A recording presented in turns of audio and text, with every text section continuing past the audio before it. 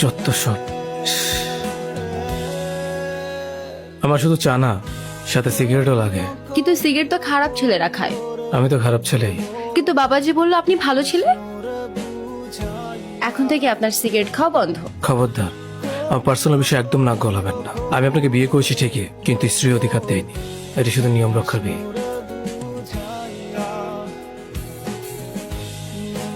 তুমি প্লিজ এরকম করো না, প্লিজ। যেদিন কোনো কিছু করতে পারবা সেই দিন তোমার এই চেহারা নিয়ে আমার সামনে আসবা। জীবনে একবারই একজনকে বলেছিলাম, তোমার পায়ে পড়ি আমাকে ছেড়ে যেও না। সে শোনেনি। আমার ভেসে যাওয়া দু চোখের সমস্ত জলকে অবহেলা করে সে চলে গিয়েছিল।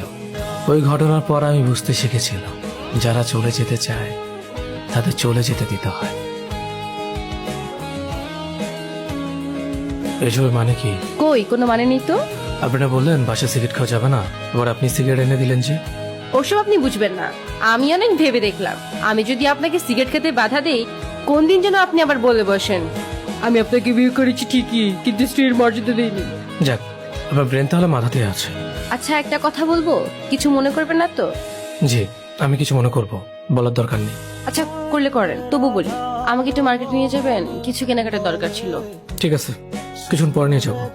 আচ্ছা তাহলে আমি তাড়াতাড়ি রেডি হয়ে আসি।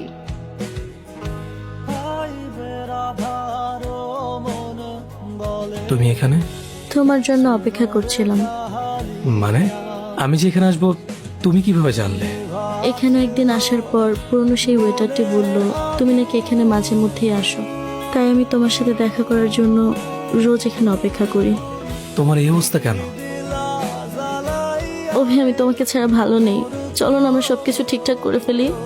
আমি কখনো তোমাকে ছেড়ে যাব না, তোমাকে আমি আর কোনো কষ্ট দিব না। 3 বছর পর তুমি এটা বলতে এসেছো? এত বছর লেগে গেছে তোমার এটা বুঝতে? আমাকে ছাড়া ভালো নেই তুমি? এতদিন তুমি কোথায় ছিলে? এই যে মেয়েটি আমার পাশে, সে আমার সাথে তার ভবিষ্যৎ দেখছে। সে তোমার থেকে আমাকে বেশি ভালোবাসে। এই 3 বছর আমি তোমাকে ভুলে গেছি, তুমিও আমাকে ভুলে যাও। চলো না আমরা আবার সবকিছু ঠিক করে নেই। এটা জোড়া লাগিয়ে দেখো। মানে এটা কিভাবে জোড়া লাগাবো? এটা তো ভেঙে গেছে। মানুষের মন ঠিক কাছের মতোই, একবার ভেঙে গেলে আর জোড়া লাগে না। চলো তো এখান থেকে আমরা অন্য কোথাও গিয়ে বসবো।